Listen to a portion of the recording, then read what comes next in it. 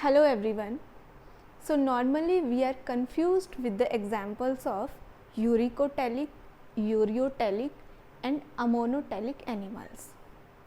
So a simple word will help you to remember the examples of uricotelic animals, that is RBI, Reserve Bank of India, but we have to use the abbreviation RBI. R is for reptiles, B is for birds and I is for insects. So animals belonging to these three categories are uricotelic animals.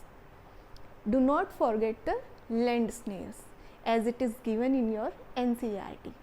Thank you.